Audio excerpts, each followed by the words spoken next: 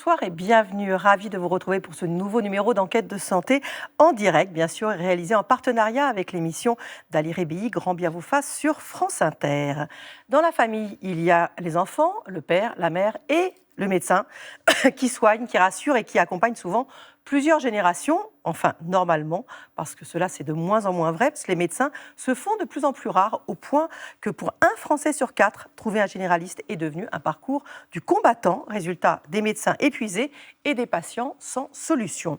Alors pourquoi manque-t-on à ce point de médecins? Comment augmenter le nombre de généralistes et assurer leur bonne répartition sur l'ensemble du territoire? Réponse tout de suite. Enfin, on espère des réponses dans un documentaire suivi d'un débat. Nous sommes en direct. Nos invités sont là. Ils attendent vos questions pour les poser et pour partager vos témoignages. Le 41 555 allodocteur.fr ou via Twitter avec le hashtag SantéF5. Je vous retrouve après la diffusion de Médecins de famille soignés jusqu'à l'épuisement. C'est un film signé Céline Martel, Franck Carimalo et Olivier Berry. Bonjour Colette, c'est déjà moi, hein? Ces gestes, Pierre les répète depuis plus de 40 ans. 128, 70, impeccable. Médecin généraliste dans le Nord, il a soigné 4 générations de patients. Ça fait 40 ans que je suis avec lui. C'est vraiment notre médecin de famille. À 69 ans, il doit prendre sa retraite dans quelques jours, sans remplaçant. J'ai téléphoné partout pour avoir un docteur et puis on nous répond, on ne prend pas de nouveaux patients. Comment on fait, nous? Les médecins ne veulent pas venir en campagne. C'est incroyable, ça, hein? La sécurité sociale, elle devrait les imposer à venir là. Vous venez pas là, ben vous pratiquez pas votre métier. Je parle la mort dans l'âme, mais je veux dire, je me rends compte que j'aurais pas pu tenir. Docteur en médecine, Camille le sera officiellement l'an prochain. Je vais écouter comment tu respires, donc toi, il faut que tu respires fort par la bouche. En attendant, cette étudiante débute son dernier stage qui va bouleverser ses plans de carrière. Bonjour. Bonjour Camille. J'espère pouvoir être suffisamment bien sur mon lieu de travail, suffisamment bien entourée pour garder ma disponibilité pour les patients. Dominique, elle, a changé de vie. Elle ne supportait plus l'exercice en libéral. Je me levais le matin pour aller donner des choses à mes patients et j'étais moi-même en fait épuisée, donc rien, pas d'énergie. J'allais donner quoi? Elle a décidé de lever le pied en devenant salariée. Moi, j'ai dit que vous étiez sympathique, mais c'est vrai. La nuit, il est l'ultime recours avant les urgences. Généraliste pour SOS Médecins, Benoît enchaîne les visites. Je vérifie le foie, le rein droit pour voir s'il y a des signes d'infection. Il doit faire face à des situations imprévisible. Il a déjà été en maison d'arrêt? Par la Non, connaissance. c'est sa première fois? Ouais. Moi, je suis médecin de garde. Je suis pas policier ou quoi que ce soit. Je suis vraiment là pour votre santé. Durant plusieurs mois, nous avons suivi le quotidien de ces médecins généralistes pour prendre le pouls d'une profession en pleine mutation.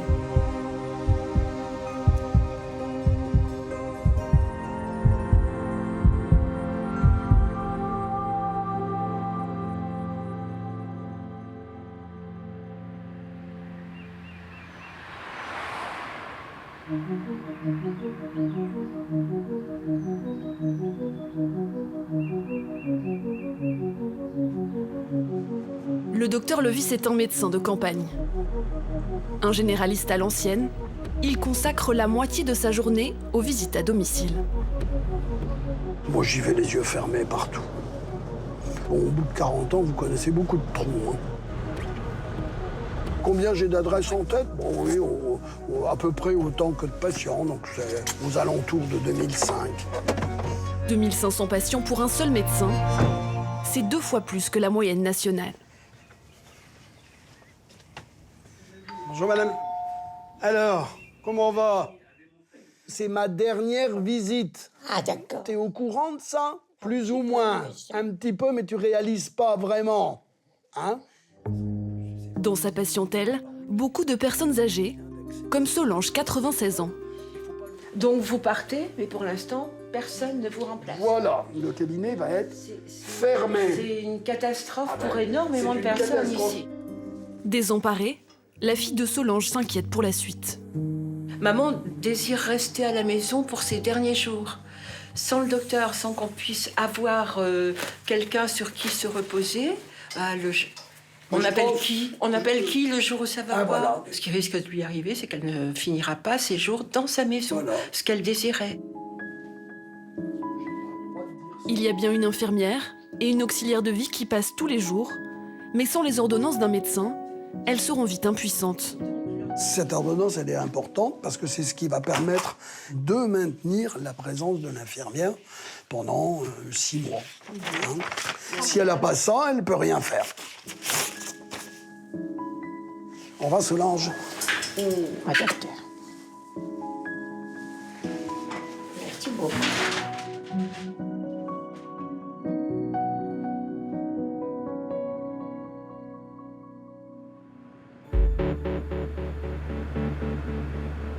Les visites s'enchaînent. Tout le monde veut voir son médecin une dernière fois. Bonjour Bernard. Ça va? Ça va, et vous? Ça va.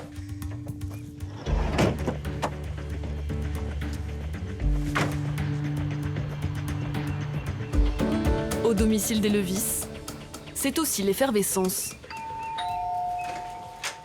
Bonjour. Venez chercher le dossier pour Patricia? Oui. Brigitte Levis, l'épouse du docteur, remet à chaque patient son dossier médical. Alors, Patricia. Voilà. Merci. Et bon courage. Merci.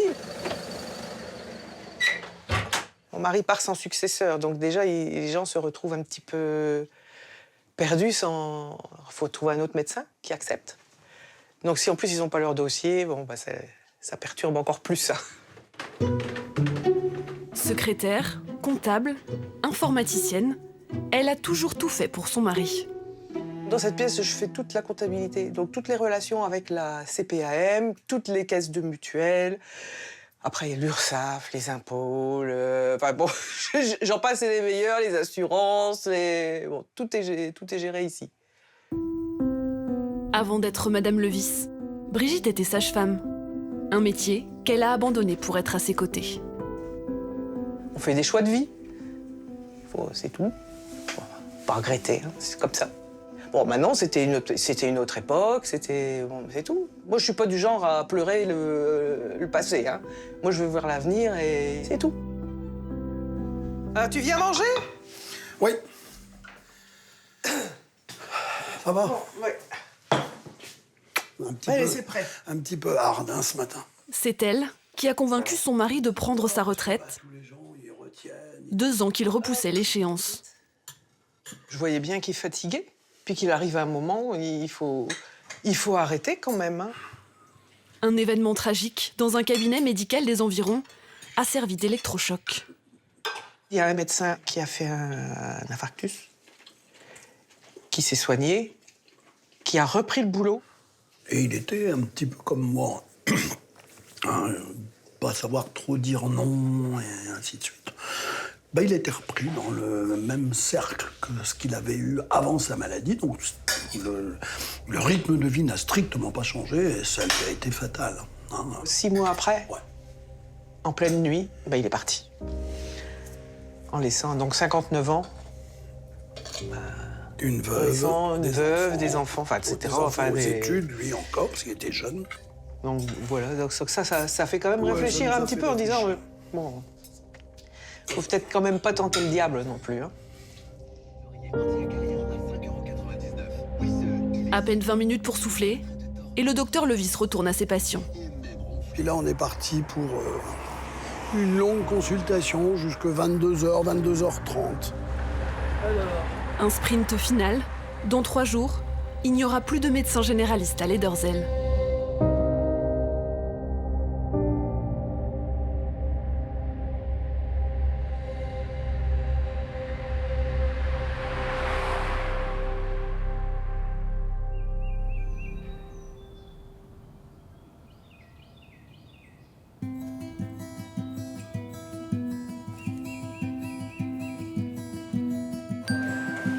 À 29 ans, Camille Bach n'est pas encore docteur.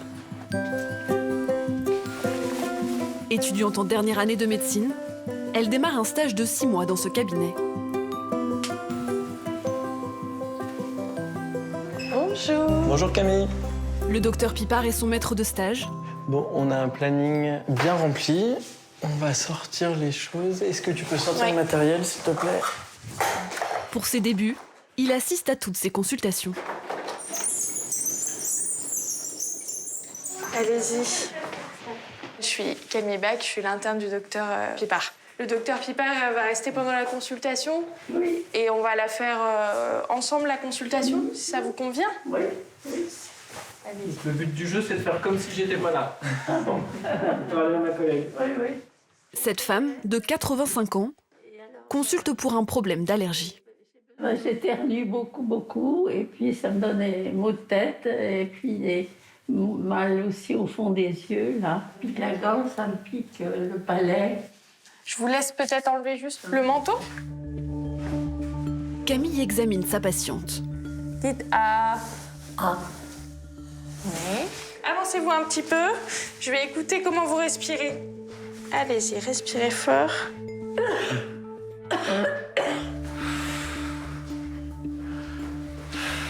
L'étudiante s'attarde.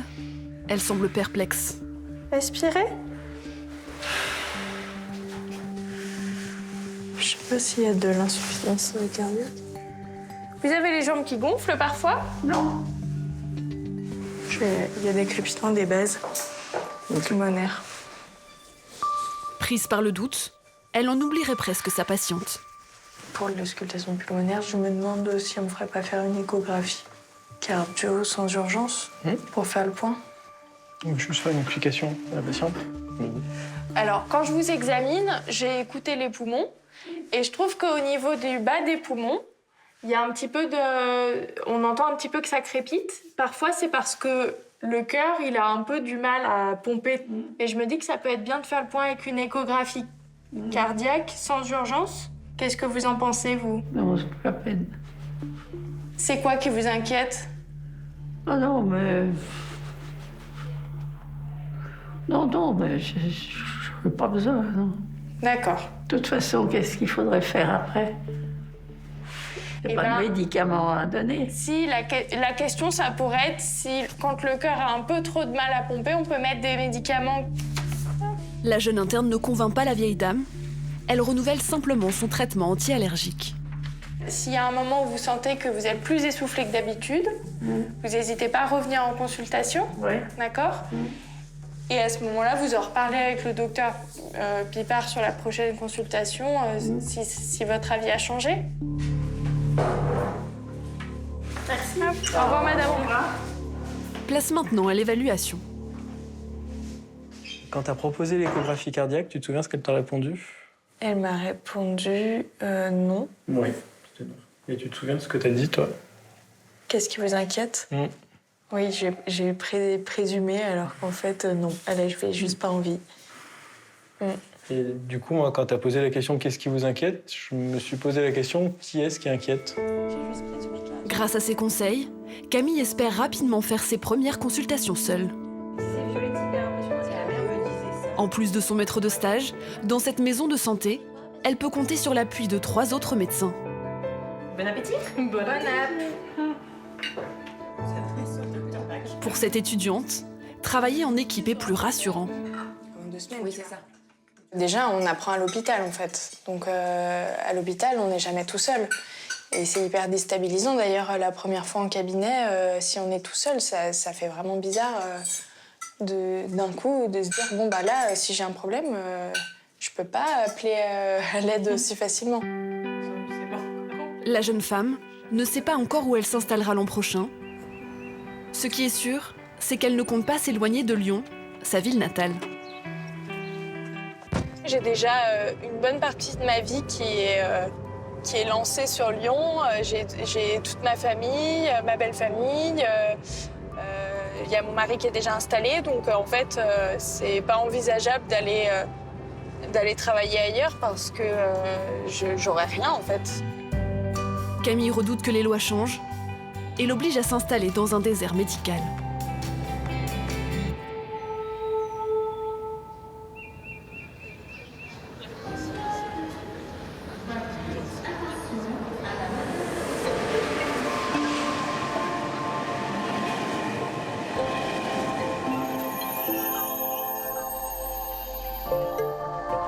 Chaque lundi matin, c'est le même périple. Dominique Bontou part travailler à 450 km de chez elle, à Mont-Solémine en Saône-et-Loire. Mon trajet, j'en ai pour 2h30 minimum, 3 heures en règle générale quand même. Depuis 5 ans, c'est ici qu'elle vit et travaille la moitié de la semaine.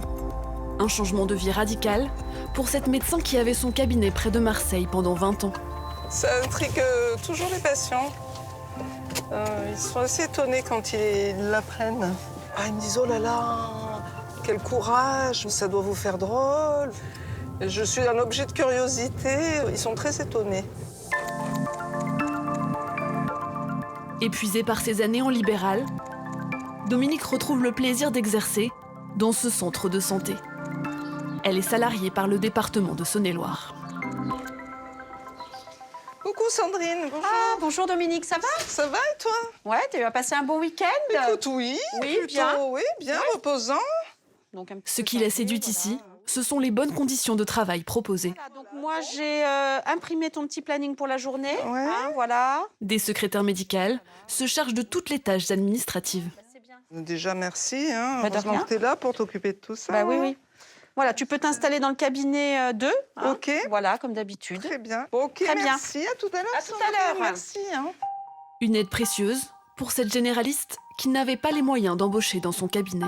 J'arrive le matin, voilà, mon planning il est organisé comme il faut.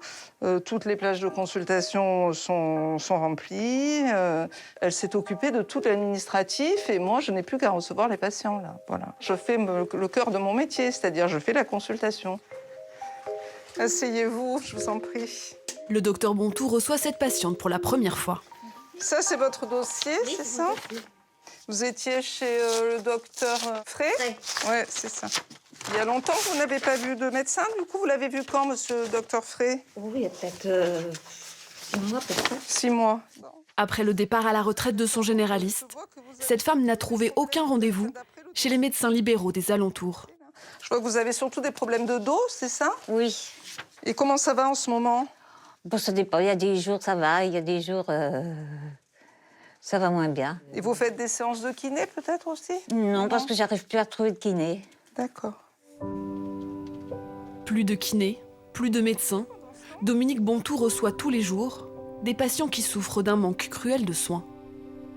Ce centre est souvent leur seul recours. Moi, j'ai dit que vous étiez sympathique, mais c'est vrai. Eh ben, tant mieux. Faut pas entendre ça.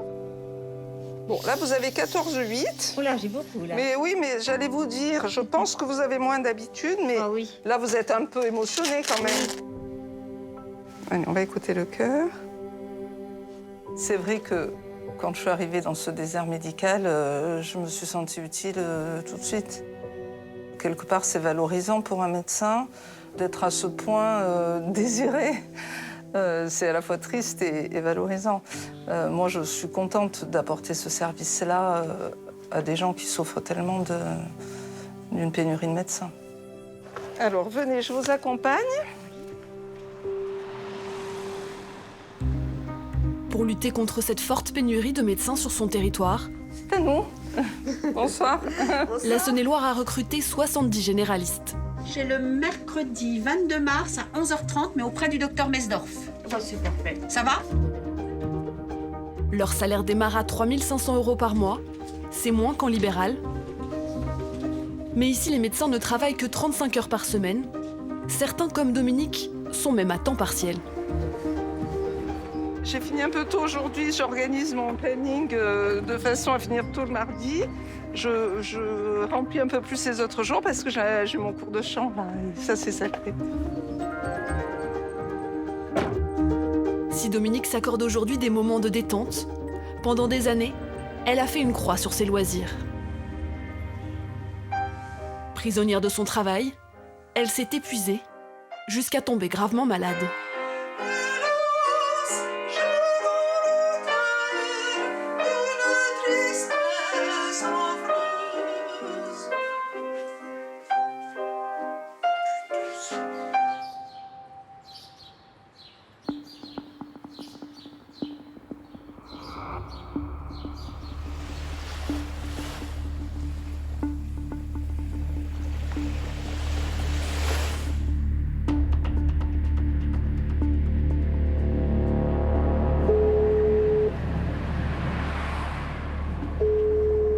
Le docteur Benoît Gombert commence sa journée quand celle des autres se termine.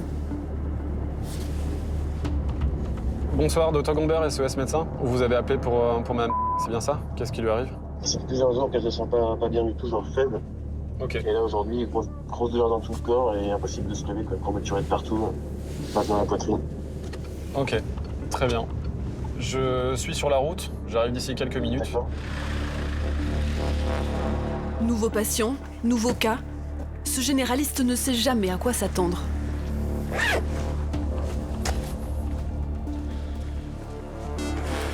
Alors, qu'est-ce que je peux faire pour vous? J'ai mal dans mes poumons, mon ventre, et je peux pas plus me lever. J'ai chaud, froid, je transpire, ensuite j'ai froid. Ok. Et quand je mange, je peux pas manger. J'y arrive pas. Dès que je mange, ça ressort tout de suite, donc... D'accord, donc vous vomissez? Ouais. Et j'arrive pas à boire non plus. Je peux mettre une main sur le ventre? Ouais. Très bien, j'y vais tranquillement, et vous m'orientez, vous me dites bien, pas bien.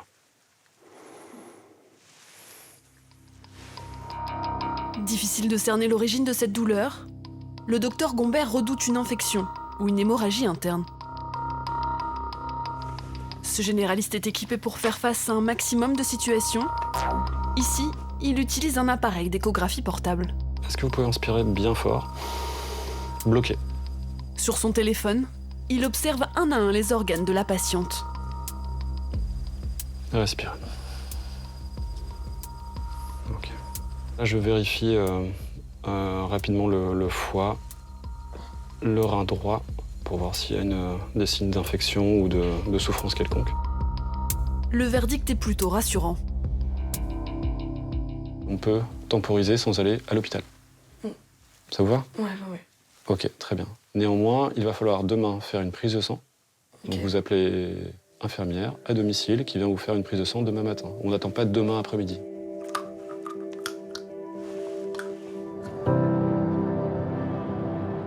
Après 8 ans de visite nocturne, Benoît ne s'imagine plus retourner exercer la journée en cabinet. C'est vrai que la visite au domicile, d'une part, c'est un acte un peu particulier. On arrive dans l'intimité du patient. Et puis quand on arrive en pleine nuit chez un patient, généralement, ça va pas. Quel que soit le motif, il y a une souffrance derrière. Et ça crée un lien sincère beaucoup plus rapide qu'en consultation au cabinet. Mais son activité ne se limite pas aux visites chez les particuliers en détresse.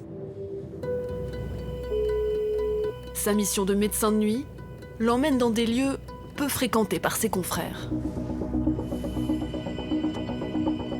Je vais vous amener les réquisitions. Ouais, d'accord. Il a déjà été en maison d'arrêt? Je suis pas à la connaissance. Non, c'est sa première fois? Ouais, d'accord, donc forcément, il angoisse un peu. Ok, entendu, très bien, merci. Cet homme en garde à vue menace de se suicider. Benoît doit évaluer son état mental. Moi, je suis médecin de garde, donc je suis pas policier ou quoi que ce soit. Je suis vraiment là pour votre santé et pour que ça se passe le mieux possible ici et après. Je suis pas bien du tout, quoi.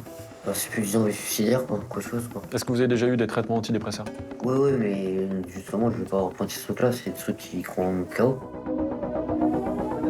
Après son entretien, il estime qu'une prise en charge psychiatrique est nécessaire. Son périple nocturne se poursuit. Il est attendu à l'hôpital de Saint-Malo. Dans le service des soins palliatifs, l'infirmière de nuit a besoin de lui pour constater le décès d'une patiente. Elle est partie à 22h15. D'accord. Elle a 99 ans et du coup elle est porteuse d'un pacemaker. Ah d'accord. Pacemaker. Ok. Donc pacemaker, très bien, parfait. Bah c'est parti. Vous avez un kit de suture? Bien sûr, je sens ça. Ouais, super, merci. Les pacemakers sont systématiquement retirés pour être recyclés. 2h30. On est sur un site extérieur de l'hôpital de Saint-Malo et il n'y a pas de médecin la nuit. Dans cette situation, ce soir, il fallait qu'un médecin vienne faire l'attestation de décès et enlever le pacemaker d'une patiente. La fin de la garde approche et la fatigue s'accumule. Il y a un pont, vous remontez sur le pont, vous arrivez à un croisement et au croisement vous prenez à gauche. Ouais, ok. Ça et après, en suivant la route, vous pouvez que tomber sur nous. Ce travail au bout de la nuit, Benoît Gombert l'a choisi. Après quelques heures de repos, il pourra être un père présent pour ses enfants, en particulier pour son fils, atteint d'une maladie rare.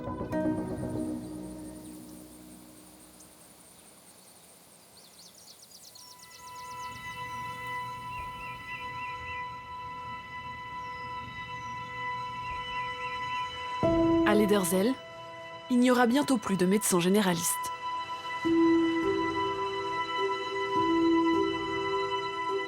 Je suis le seul médecin restant. Vous avez la place pour 3 plaques, ce qui a eu lieu il y a environ 6-7 ans à peu près. Et nous étions 2,5, on va dire, temps plein. J'ai tenu, non pas que je sois maso, mais à ce qu'elle reste comme ça pour un espèce de signe d'appel. Un appel à la jeunesse. Un appel resté jusque-là sans réponse. Pourtant, avec cette maison médicale, le docteur Levis était persuadé d'attirer des repreneurs. Quand il l'a fait construire il y a 30 ans, il a vu les choses en grand. Une salle d'attente assez vaste pour 2 cabinets médicaux qui fonctionnent sur rendez-vous. Puis donc mon cabinet. Voilà, cabinet médical qui est pas très grand mais totalement fonctionnel. Et donc le deuxième cabinet qui est le symétrique du premier et qui bénéficie des mêmes fonctionnalités et du même modernisme. Ce deuxième cabinet est vide depuis 5 ans, depuis le départ de sa fille, elle aussi médecin généraliste. À la naissance de son 3e enfant, elle s'est reconvertie dans la médecine esthétique, une activité moins chronophage. C'était un peu douloureux, puis en même temps, je l'ai quand même bien compris, puisque c'est en raison de ma petite fille.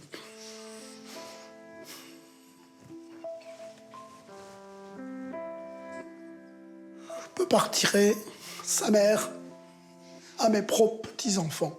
Enfin, leur mère à mes propres petits-enfants. Voilà, c'est assez simple à comprendre. C'est pas toujours facile. Puis c'est son choix, je le respecte.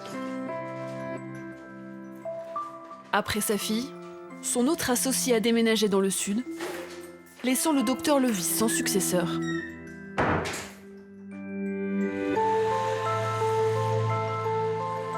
Je pars la mort dans l'âme.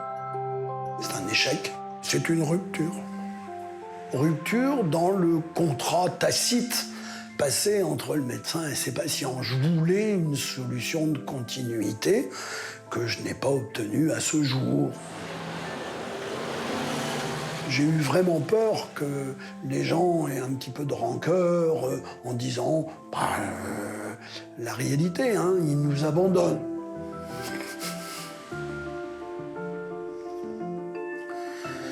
Ce qui me taraude, c'est de passer pour c'est un mot fort, un déserteur. Voilà, c'est tout.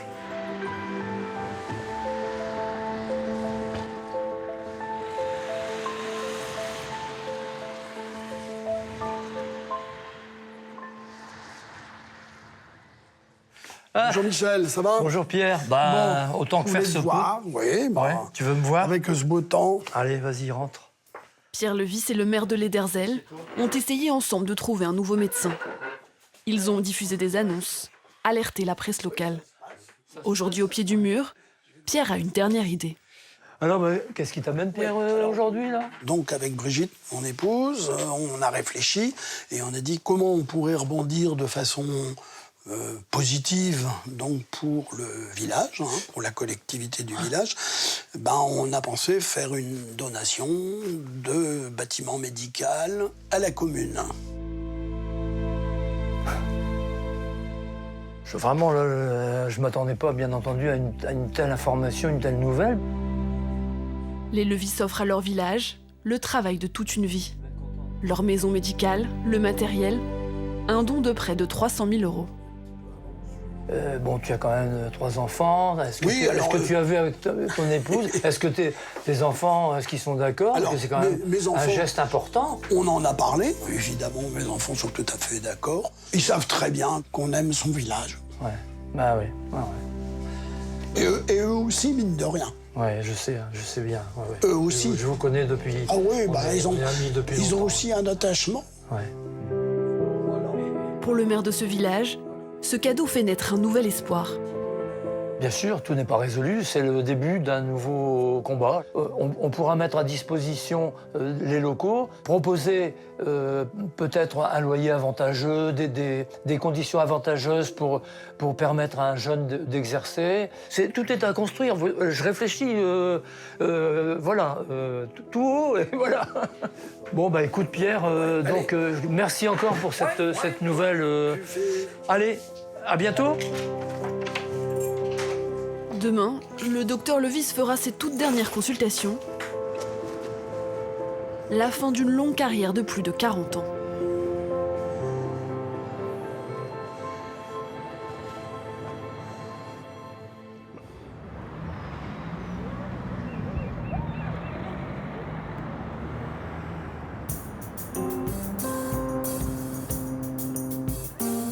Un jour par semaine, Camille accourt à la faculté de médecine de Lyon. L'étudiante et ses camarades s'arrêtent rarement devant ces panneaux d'affichage. Ici s'entassent des offres d'emploi venues de toute la France. C'est même pas que dans des coins paumés. Hein. Ouais, c'est partout. Quand on regarde, Villeurbanne, voilà, Côte d'Azur. C'est même sur la Côte d'Azur. Ouais, oui. Moi, je trouve ça un peu triste, en fait, surtout de voir toutes ces annonces. Parce que derrière chaque annonce, il y a un médecin, en fait, qui n'a pas envie de laisser 1000 patients tout seul.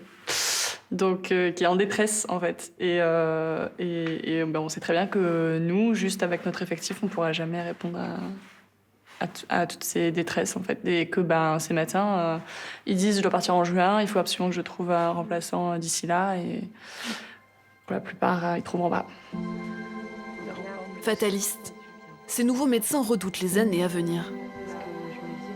Ça fait peur de se dire qu'il va falloir compenser des manques qui ne sont pas de notre ressort. On est de moins en moins de moyens et tout va reposer sur nos épaules. Oui, ça fait peur. Ouais. Et puis ça fait peur de s'installer, effectivement. On a beaucoup de responsabilités, on travaille énormément et c'est difficile d'absorber toute cette pression. En attendant, ces étudiants ont une formation à terminer. Bonjour à tous, merci d'être venus. J'espère que vous allez bien. Je vous propose de commencer par un petit tour de table, savoir comment vous vous sentez. Dans ce groupe, ces futurs généralistes parlent des difficultés rencontrées durant leur stage, en cabinet ou à l'hôpital. Je suis d'émotion fatiguée, parce que je suis de repos de garde. J'ai pas beaucoup dormi. Et sinon, dans le service, j'ai mon co-interne qui est en arrêt pour burn-out. C'est là, il a un mois d'arrêt. Donc, du coup, c'est pas très facile. La faculté est au courant, il l'accompagne, la cellule écoute. Je suis pas sûre.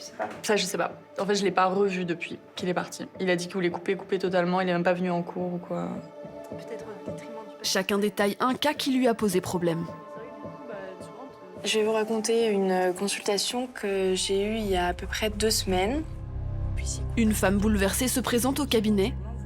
Elle s'est faite agresser la veille. Elle me dit j'ai cru que j'allais mourir, qu'il allait sortir un poignard et que c'était fini pour moi. Donc elle est rentrée chez elle et elle est rentrée en courant. Parce qu'elle était terrorisée de prendre le métro, terrorisée de sortir son téléphone pour appeler un taxi. Donc un état de stress maximal. L'étudiante en médecine ne sait pas répondre à cette détresse psychologique. Et je me dis, là, tout de suite, comment je fais? Parce que physiquement, j'ai pas grand-chose, mais la patiente, elle est incapable de sortir de chez elle. Et là, je me retrouve complètement bête quand je commence à vouloir chercher à qui je vais l'adresser. C'est vrai qu'en psychiatrie, ça devient un peu comme la dermato, on est quand même très démunis, tu trouves pas? Pire la psychiatrie. Ouais. Dermato, on arrive à avoir des avis en ligne maintenant. Psychiatre, on peut pas envoyer une photo du patient. Je pense qu'il a un stress aigu, vous trouvez pas que la petite ride là? Finalement, c'est nous qui faisons le rôle de psychologue, mais on n'est pas été spécialement formés pour ça non plus. C'est des cas qui sont assez touchants, voire traumatisants, même pour nous. Et donc, ça nous permet de nous rendre compte qu'on n'est pas tout seul, parfois de légitimer qu'on se sente coupable ou responsable et que, en fait, Les autres arrivent à nous dire avec bienveillance, j'aurais fait pareil, ou tu vois bien que tu n'aurais pas pu faire autrement. Et du coup, on ressort beaucoup plus léger de ces groupes. Savoir échanger, prendre du recul. Pour leur tutrice, elle aussi médecin généraliste, c'est une question de survie. Aujourd'hui, le monde de la médecine générale est plus que compliqué, presque au bout. Aujourd'hui, j'ai de plus en plus de collègues qui se demandent s'ils vont continuer ou s'ils vont pas juste enlever leur plaque. Et prendre soin d'eux dès le début et leur apprendre à ce qu'ils prennent soin d'eux pour plus tard, je pense que c'est primordial. Et c'est pas assez fait en France. Camille ressort libérée, plus confiante. Dans quelques jours, elle commencera à faire ses premières consultations seule.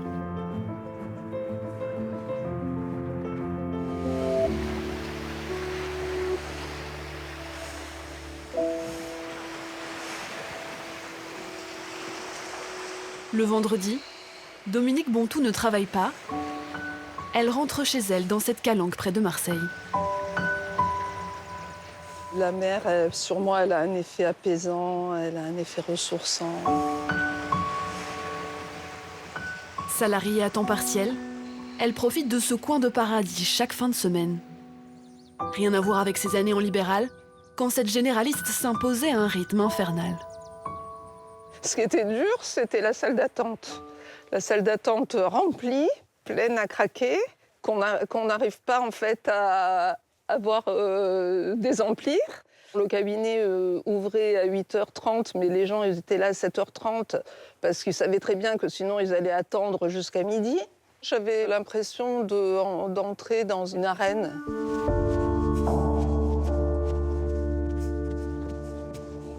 Je me disais, je vais pas y arriver.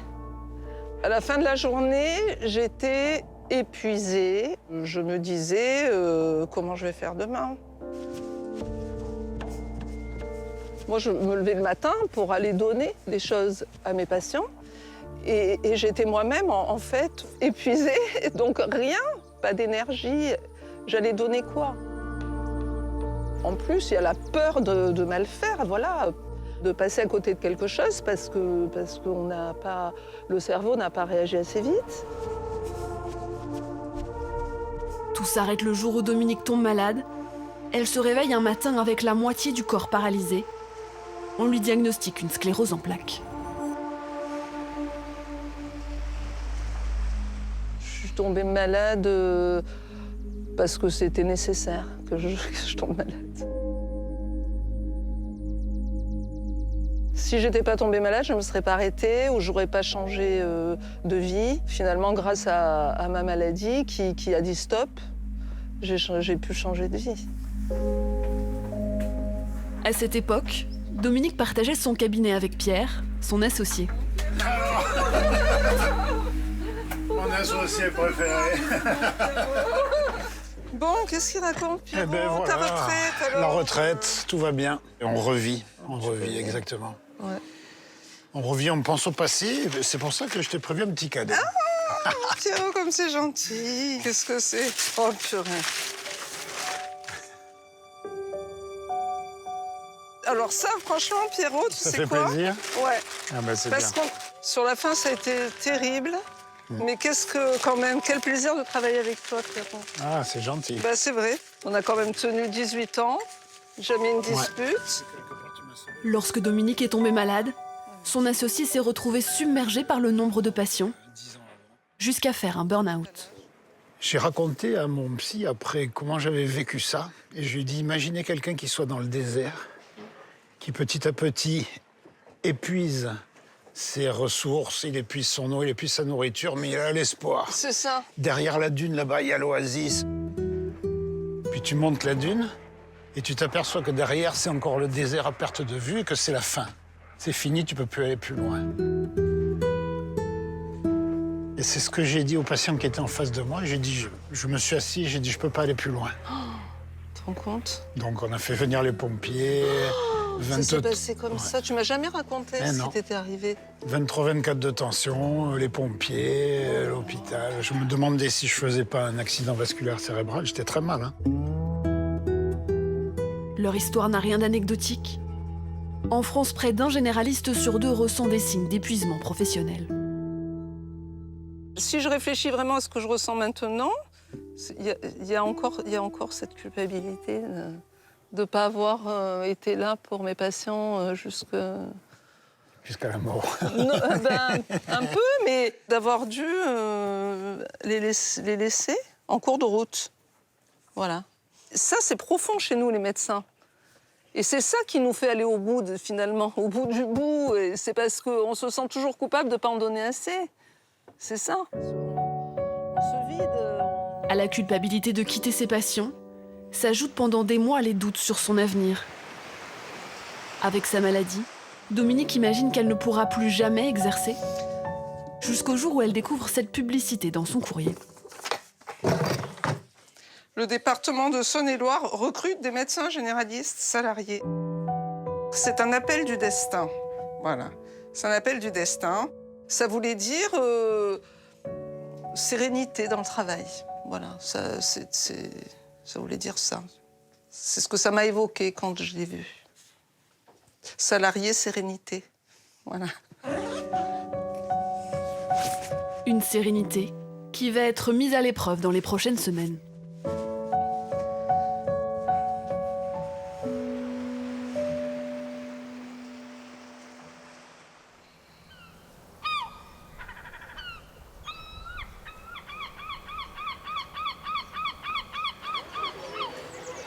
À 16h30, c'est un rendez-vous qu'il ne manque jamais. Bon, comment c'était ta journée alors? Ça a été? Ouais, ok, cool. Benoît Gombert retrouve Maxime, son fils de 6 ans. Et au fait, tu sais que maman a acheté un cadeau pour l'anniversaire de Blanche? Maxime est atteint d'une maladie rare qui lui cause de nombreux problèmes de santé. Et c'est quand son anniversaire déjà?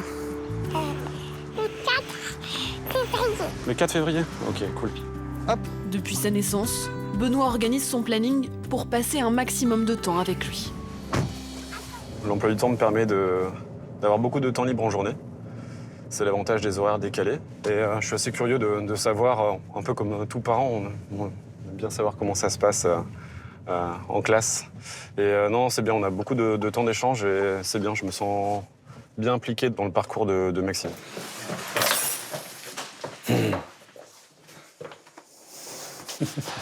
T'en as tes chaussures, tes chaussettes? Tu prépares le riolet. Ah, tu veux que je prépare le riolet? Ok. Moi, j'ai une super idée. On va préparer le riolet tous les deux. Tu vas venir avec nous? Ouais, cool. Ok, on va faire ça. Il faut 8 minutes. Oui, c'est ça. Équilibrer vie personnelle et vie professionnelle a toujours été une priorité pour ce père de 40 ans. Ok, c'est parti. Et là, ça va cuire. Dès ses études de médecine, des confrères plus âgés l'ont mis en garde sur ce métier qui dévore la vie familiale. Je me souviens très bien de ce médecin. Il n'a pas vu grandir ses enfants. Il m'a dit pendant 20 ans, je ne les ai pas vus. Voilà. Il y avait une nounou qui allait les chercher à l'école tous les soirs. Je rentrais, ils étaient déjà couchés et ça a duré 20 ans de ma vie. Et ensuite, ils étaient à la fac. Je ne connais pas mes enfants. Ça m'a beaucoup marqué. Benoît s'est toujours promis de ne pas commettre la même erreur. Celui-ci ? Je voudrais déjà être roi. Mais toutes les bonnes choses ont une fin. Ok. Bon, je vais préparer mes affaires. Toi, tu peux regarder les images, mais moi, je vais préparer mon sac. Non, j'aurai pas le temps, mon chéri. Je suis désolé. Déjà 19h, sa garde commence dans 30 minutes. Je suis le docteur de tous les papas. Ça, c'est rigolo, ça. À demain. Bisous. Ah, salut, mon petit cœur. Ouais. Non. Allez, zou. Au revoir.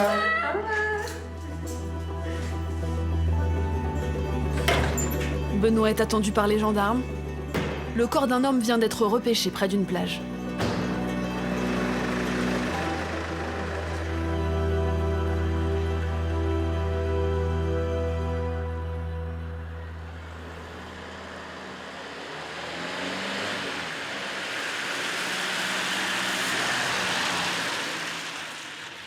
À Lederzell, Pierre Levis entame sa dernière journée de consultation. Il a plus d'une 50aine de rendez-vous aujourd'hui.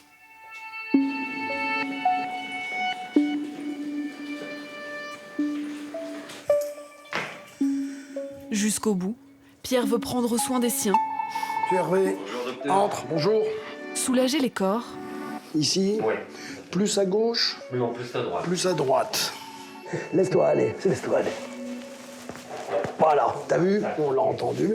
Et apaiser les esprits. On y va. Comment allez-vous? Pas de lésion nodulaire évolutive. Tu sais que ça veut dire, ça? Non, mais j'ai vu des millimètres. Ça veut dire pas de tumeur. J'ai pas de tumeur? Non. Ah bah ça va, je suis sauvé. Alors encore une journée, c'est fini? Ouais. Jamais pu. Jamais pu quoi? On trouvera un médecin comme Pierre Lévis. C'est pas un médecin. C'est un ami. C'est pas pareil. C'est pas pareil. Et pour la moindre bricole, tout de suite, on l'a au téléphone, tout de suite, il dit ce qu'il faut faire, ou alors il faut venir tout de suite, machin. Il n'y a pas d'autre. Voilà. Ça me fait attraper les larmes aux yeux, mais... Ouais, c'est vrai. Voilà. Dans mon métier, j'ai aimé les gens. Bon, comme j'aime ma famille. C'est peut-être exagéré, probablement, oui, un peu passionnel. Mais il y a quand même un petit peu de ça, quand même. Alors, t'as promis l'accolade, hein? T'as promis, ouais. Les Régis. Une bonne continuation, puis nous, on reste là. Hein. Et c'est ce qu'ils me disent, hein. Vous faites partie de la famille. C'est ce qu'ils me disent et c'est ce qui fait du bien. Dire qu'on n'a pas tout raté. Extinction des feux. Les au revoir prennent du temps. Il est plus de 23 heures quand Pierre termine ses consultations. Après cette journée marathon, une surprise l'attend. Alors, mon Dieu, tous les gens, ils t'ont amené des trucs comme ça. Bah, c'est sympathique, hein, quand même. C'est un petit peu émouvant. Les gens, ils essaient de remercier comme ils pensent que ça va me faire plaisir. Je suis un peu gourmand, hein, donc ça va me déranger qu'à moitié. Hein. Voilà. Tous ces témoignages d'affection lui donnent le courage d'accomplir une dernière tâche particulièrement difficile.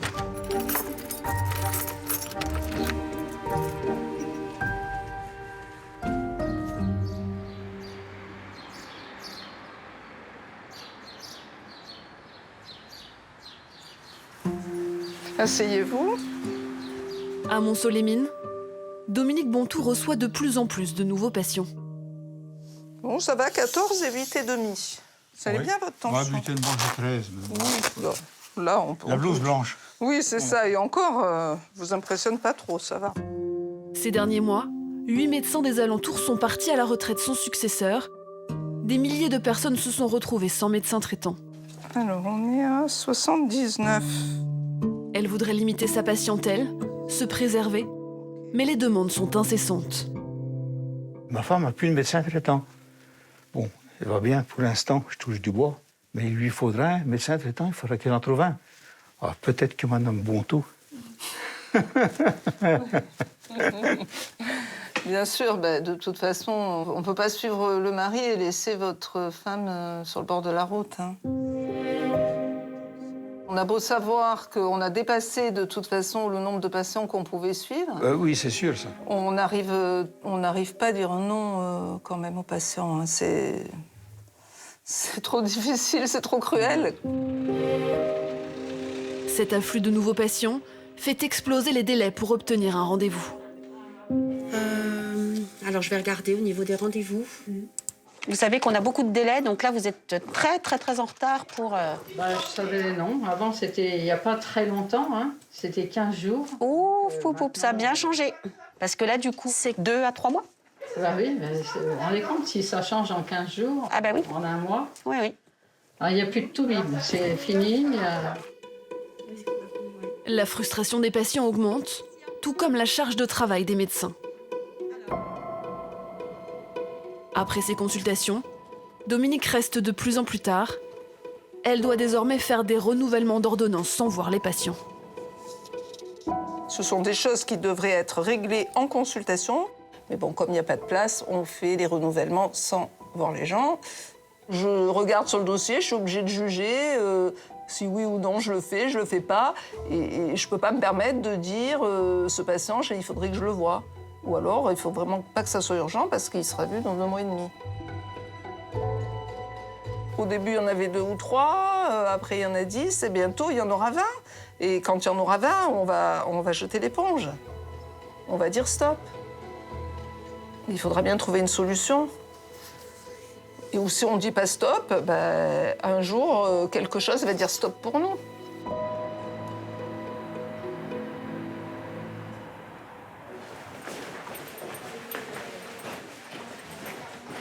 Ce cri d'alarme, Dominique va le faire résonner le lendemain, lors d'une réunion de l'équipe médicale. Bonjour. Ses supérieurs lui demandent ce jour-là de faire des visites à domicile, à près de 20 km du centre de santé. Moi, je pose une question, s'il vous plaît. Il y a des médecins à Percy, OK, on est OK. Ils veulent pas prendre ces patients en charge. Non. Dans quelle mesure ils sont pas obligés? Et nous, si on dit non, qu'est-ce qui se passe? Qu'est-ce qui se passe si on dit non? Quand on va aller voir ces gens-là, c'est 2 heures qu'on n'a pas à consacrer à nos patients.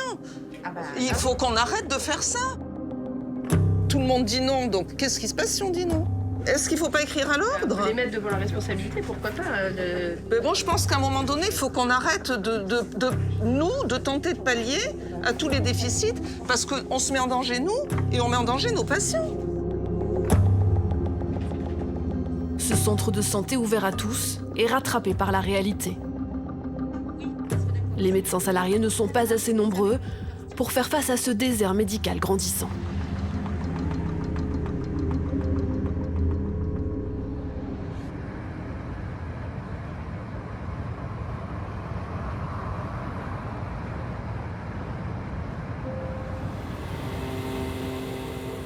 Près de Saint-Malo, les gendarmes attendent Benoît Gombert pour examiner le corps d'un homme.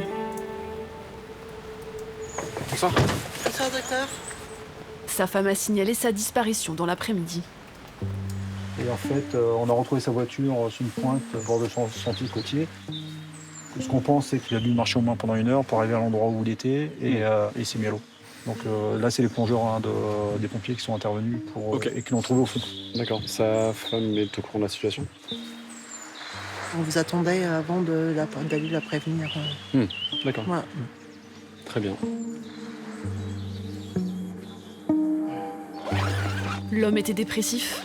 Tout porte à croire qu'il s'agit d'un suicide. Mais Benoît doit s'assurer qu'il n'y a pas de traces de lutte sur son corps. Sa carte bancaire. Ok.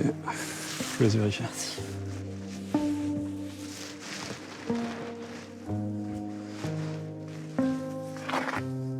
Ok. Donc là, l'examen de la personne me permet de voir si il a pu avoir des signes pour se défendre. Dans la bouche, je vois qu'il y a de la mousse, donc ça signifie qu'il a dû inhaler de l'eau. Donc c'est bien une mort par noyade et c'est pas quelqu'un qui a été mis dans l'eau une fois décédé. Bon, on va pas mettre d'obstacle médico-légal. Je vous rédige le certificat. Les pompes funèbres vont pouvoir le prendre en charge et sa famille pourra se recueillir auprès de lui. La médecine légale est loin d'être sa vocation. Benoît agit par devoir. Examiner des personnes décédées, c'est jamais agréable, mais c'est important de bien faire les choses. Il y avait vraiment un besoin de vérifier la cause du décès. Et puis, une fois qu'on est dans la situation, au travail, on ne pense plus au reste. Ces missions les plus sombres, tous les médecins ne sont pas prêts à les remplir. SOS Médecins Saint-Malo a du mal à recruter, même sur ce territoire qui compte plus de praticiens que la moyenne nationale. Il suffit qu'1 ou 2 médecins manquent à l'appel, et tous les autres souffrent.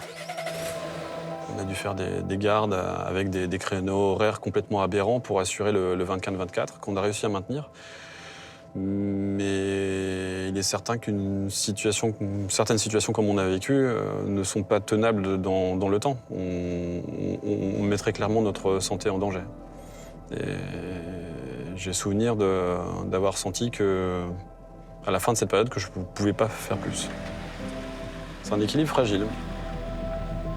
Résilient, mais pas invincible, Benoît espère l'arrivée de nouveaux médecins attirés par ce mode d'exercice.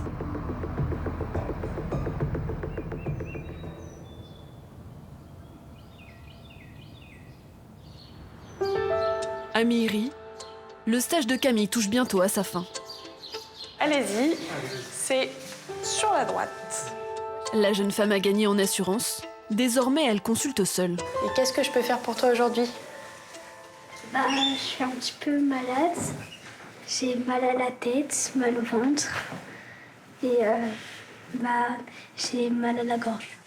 Alors viens avec moi, je veux bien que t'enlèves... Son maître de stage reste en permanence joignable par téléphone. Pas mal au ventre. Il fera un bilan avec elle à la fin de la journée. J'appuie un petit peu. Enlève le masque, ouvre grand la bouche, dis ah. Ok, ben là, en dehors d'une pharyngite, il n'y a pas grand-chose. Il n'y a pas d'angine. L'auscultation pulmonaire, c'est parfait, il n'y a pas de bronchite. Un jeu d'enfant cette fois, mais c'est loin d'être toujours aussi simple. Je doute toujours. Et je douterai toujours. Et souvent, on arrive à savoir ce qui est grave ou pas grave, mais on n'a pas toujours le diagnostic. Et ça, c'est la chose la plus difficile à gérer. C'est de se dire, déjà, je me sens pas légitime auprès des patients parce que je suis pas leur médecin traitant. Donc, ils me disent pas les mêmes choses. Et en plus, si j'ai pas le diagnostic à leur apporter, c'est hyper difficile à justifier. Donc, vous venez me voir et vous ressortez, vous avez pas la réponse à votre question. Apprendre à gérer ses doutes, c'est plus facile quand on est bien entouré.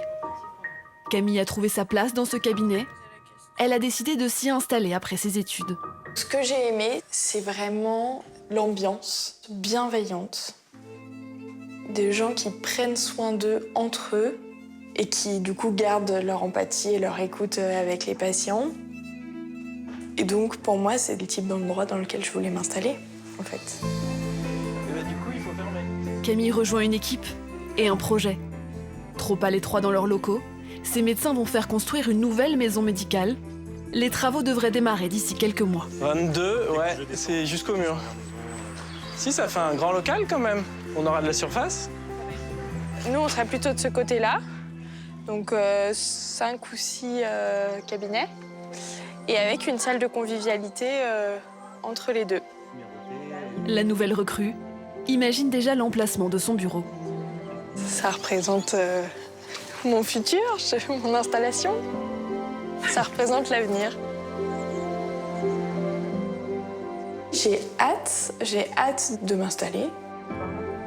J'espère pouvoir être suffisamment bien sur mon lieu de travail, suffisamment bien entourée pour garder ma disponibilité pour les patients en termes d'écoute, de pouvoir bien gérer mes consultations en fait.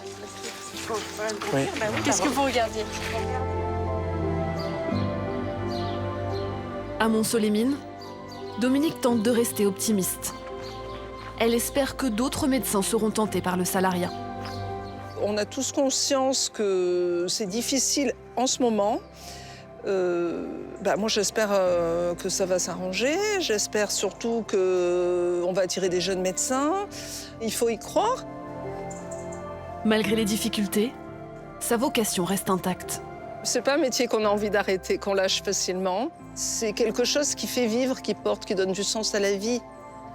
Je crois que c'est ce qu'il y a de plus beau, en fait, parce que c'est pour apporter du soin aux gens. Quelle plus belle mission que celle-là.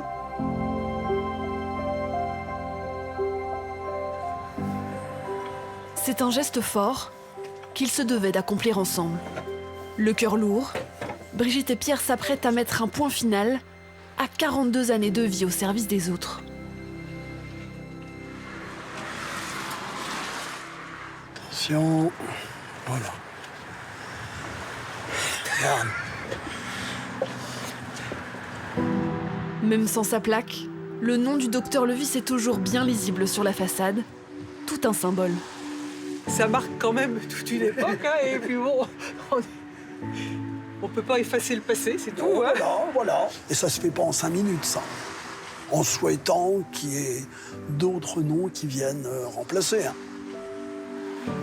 Désormais, Pierre veut prendre soin des siens, comme il a pris soin de ses patients durant plus de 40 ans. Merci infiniment de nous retrouver en direct pour ce débat avec nos invités. Autour de cette table, les docteurs Dominique Ansidei Bontou et Pierre Lévis, que vous avez vu dans ce film, sont avec nous. Bonsoir, merci à tous les deux d'être là. Bonsoir. Avec nous également le docteur Agnès Gianotti, bonsoir. Bonsoir.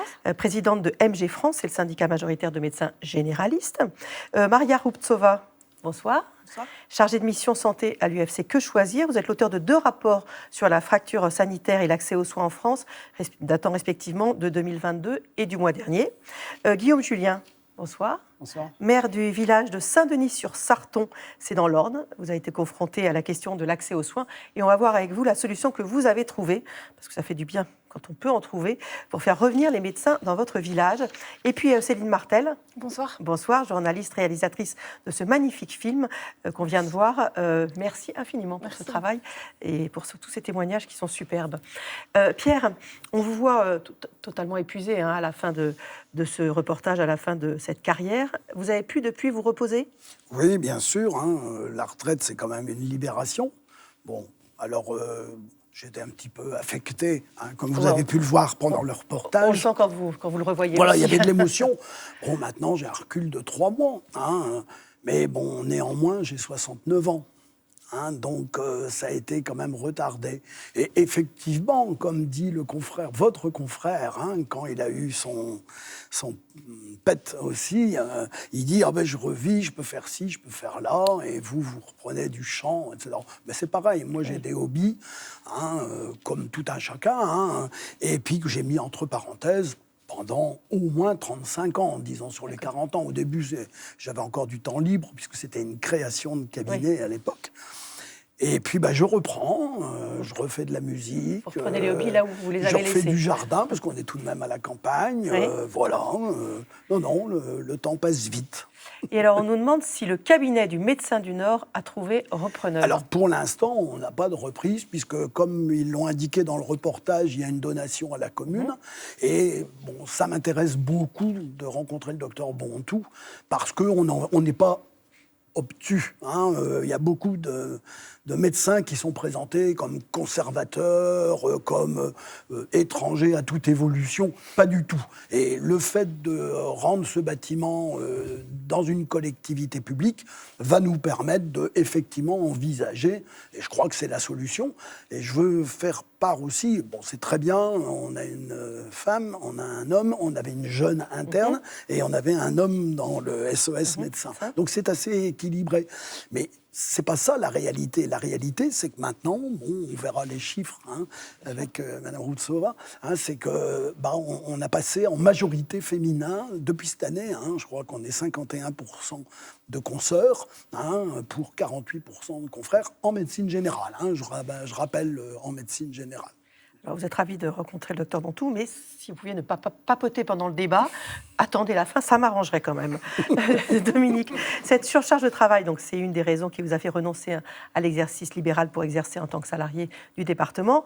Le départ à la retraite de plusieurs médecins généralistes de la région a entraîné un afflux de nouveaux patients. C'est l'histoire qui se répète. Est-ce qu'une solution là a été trouvée ou pas ?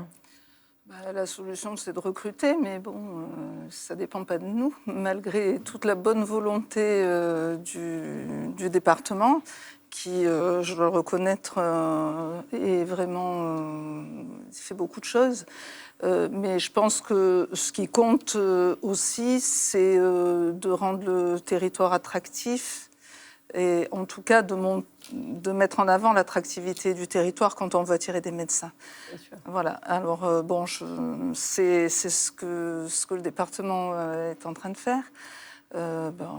Après, il y a une pénurie de médecins sur la France entière, donc on n'espère pas de miracle.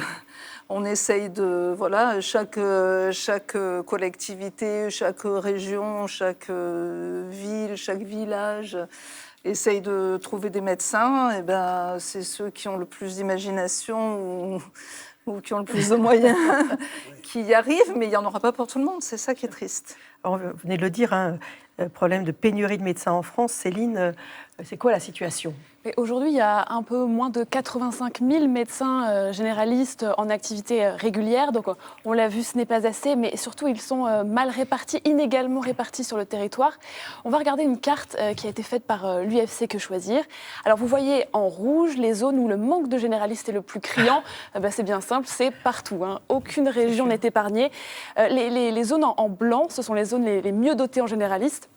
On voit qu'elles sont situées globalement sur le littoral, à la montagne, bref, dans les endroits où il fait bon vivre et également dans les zones attractives au point de vue économique. Mais attention, il y a également les villes. On pourrait croire que tout va bien dans les villes, mais non. On voit que là aussi, le désert médical grandit, et en particulier dans les banlieues qui entourent les villes, même dans les plus grandes villes comme Lyon, Paris, Grenoble ou Nantes. Mais même le nord de Paris devient un désert médical. Il n'y a même pas besoin de sortir de Paris pour avoir un désert médical. Maria Ruptsova, vous vouliez apporter une précision sur ce que vient de dire Céline, sur ces zones mieux dotées. Oui. Donc en fait, il y a un problème global de pénurie de médecins et en particulier de généralistes. Mais là, ce qu'on souligne avec cette carte, c'est la situation relative des communes. Donc on a classé toutes les communes de France par rapport à la moyenne nationale pour montrer qu'il y a des écarts de dotation de généralistes par habitant qui sont très importants. Et donc pour nous, il y a deux problèmes. Il y a le problème de former assez de médecins, augmenter les capacités des facs, et ensuite il y a le problème de cibler les nouveaux médecins là où il y en a le plus besoin. Et donc là, ce seraient les zones qui sont en rouge ici. D'accord. Guillaume Julien, je le disais, vous êtes dans l'Orne.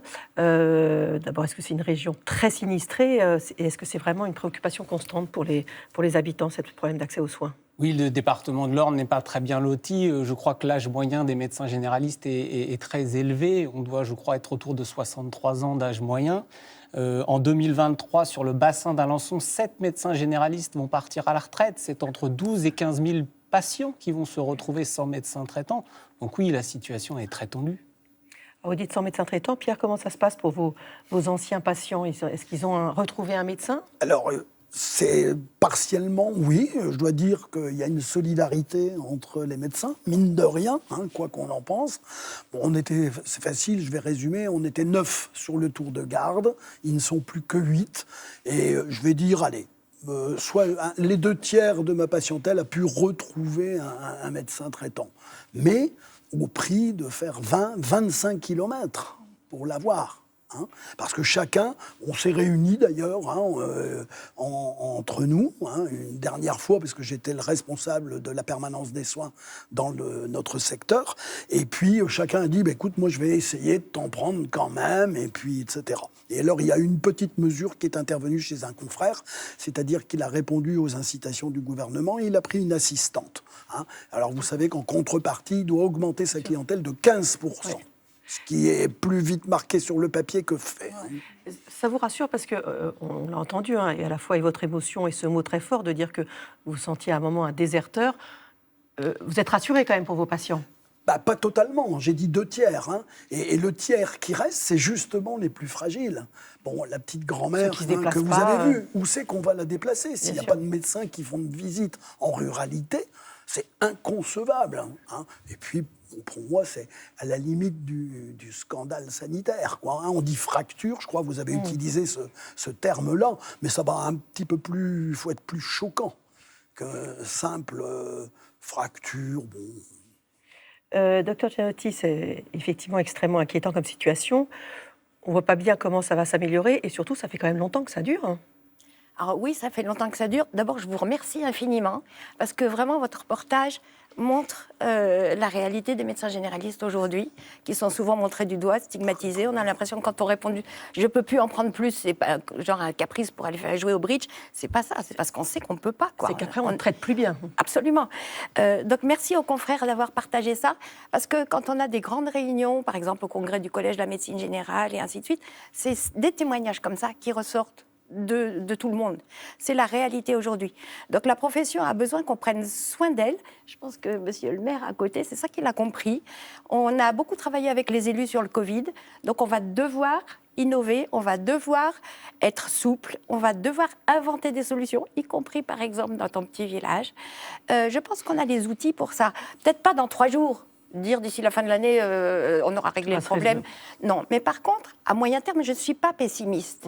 Parce qu'effectivement, on part d'une réalité où on avait quand même globalement le nombre de médecins. Donc on n'avait pas pas tellement besoin de changer. Là, on est au bord d'une mutation d'organisation des soins et d'organisation de la profession et aussi des patients.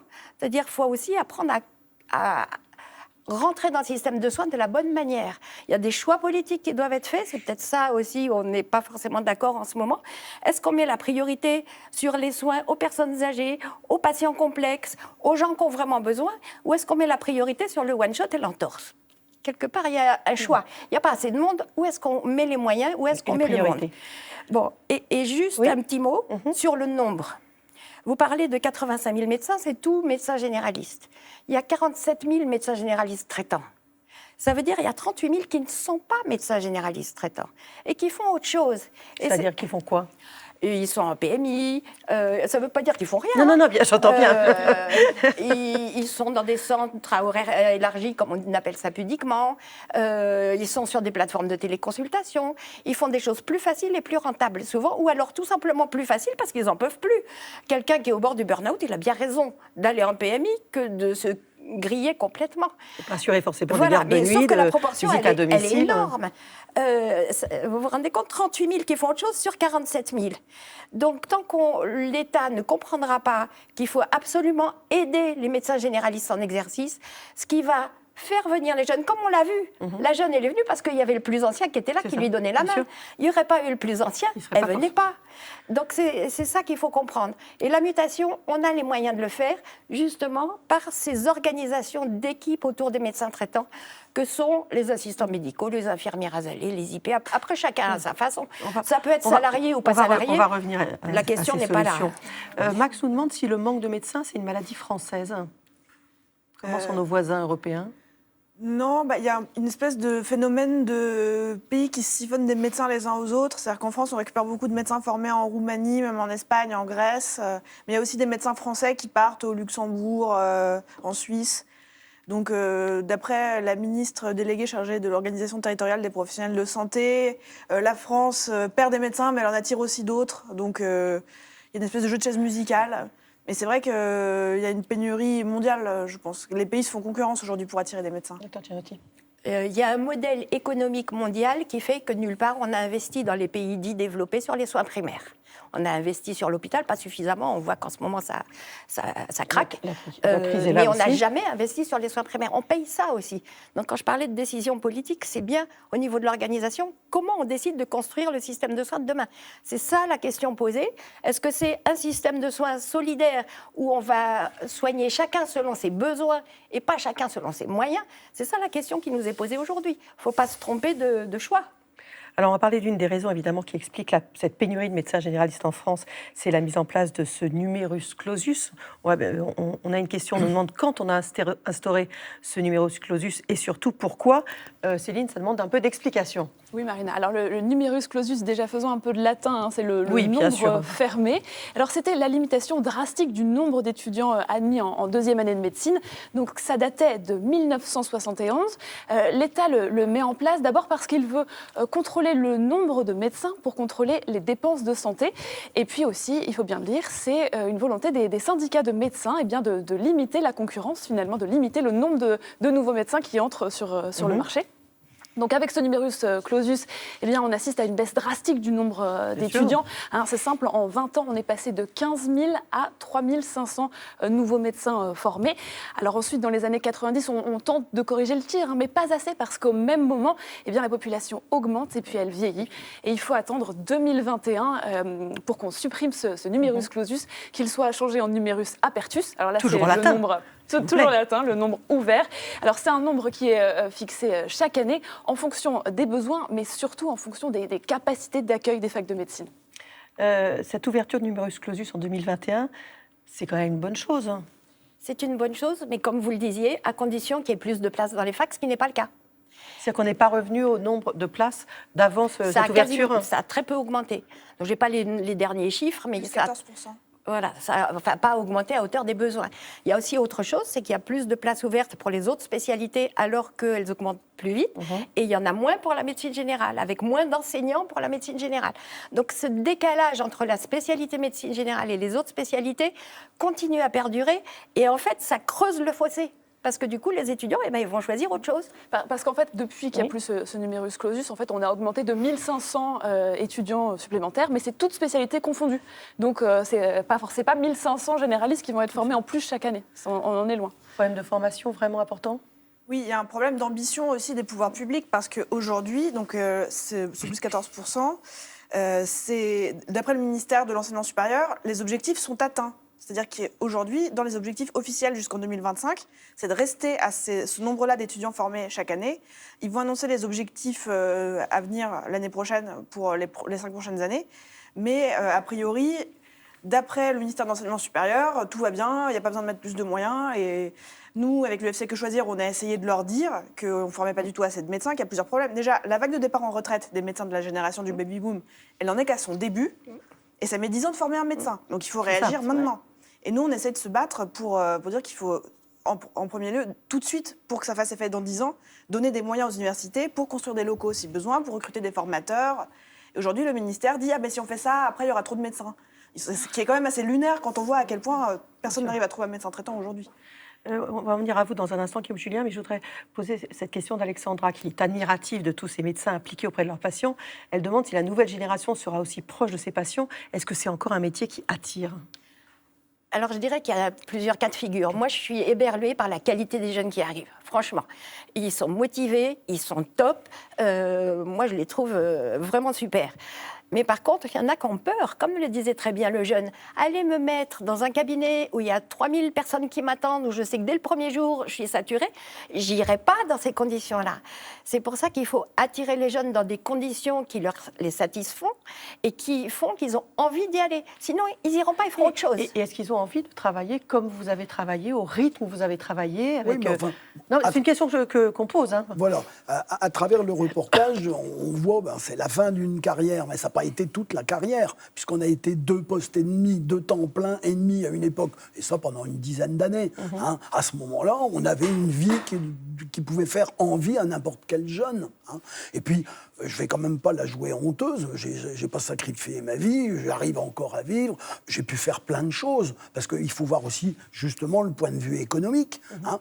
Actuellement, on a des jeunes médecins qui préfèrent s'enterrer dans des grandes métropoles, quitte à pas avoir assez d'activité, d'où réclamer des honoraires un peu plus à la hauteur de leurs possibilités. Et à côté de ça, nous, c'est pas ça on veut être reconnu, bien entendu, hein, pour le métier qu'on exerce. Mais moi, je dis, j'ai pu être heureux, j'ai élevé des enfants, je les ai envoyés en fac et j'étais en rural pur, hein, c'est-à-dire un village de 700 habitants. Bon, avec des villes pas très loin, hein, bien entendu. Mais faut arrêter ce que j'ai entendu une fois dire par un interne parisien. Il est hors de question qu'on aille dans la jungle. Et moi, ça m'a choqué, ça me reste fixé dans la tête. Mais la France, la province, c'est pas la jungle. Hein. Au contraire, voilà, j'espère que notre on va l'entendre tout de suite. compagnon maire va pouvoir expliquer qu'il fait bon vivre. Hein. Vous êtes d'accord avec ça, Dominique Montou ? Disons que les temps ont changé. Donc, un jeune qui s'installe maintenant, il ne peut pas espérer débuter sa carrière comme toi, tu l'as débuté, c'est-à-dire tranquillement. Non, il va tout de suite être jeté. Un jeune qui s'installe maintenant pendant la pénurie de médecins, forcément, ça fait peur, surtout en libéral. Mais quand vous les entendez, les jeunes, ils sont toujours d'accord pour faire des gardes, assurer les week-ends, assurer... Ou pas ? Ça, je sais pas. Je pense qu'ils sont d'accord si ça reste raisonnable. Là, le problème, c'est que c'est pas raisonnable parce qu'on n'est pas assez à se partager le travail. Donc, tout médecin qui va s'installer maintenant en libéral, il va être débordé, c'est évident. Donc, je comprends que ça fasse peur aux jeunes. C'est pour ça qu'il y a d'autres modes d'exercice peut-être qui les attirent plus. Et je les comprends. Alors, Guillaume Julien, quand vous avez été élu maire, il n'y avait plus de médecins généralistes dans le village ? Alors, il y a eu un départ en retraite et le médecin qui restait, ils étaient 2 associés dans un cabinet privé, avait dit « si je suis seul, je ne resterai pas, je ne pourrai pas exercer dans ces conditions ».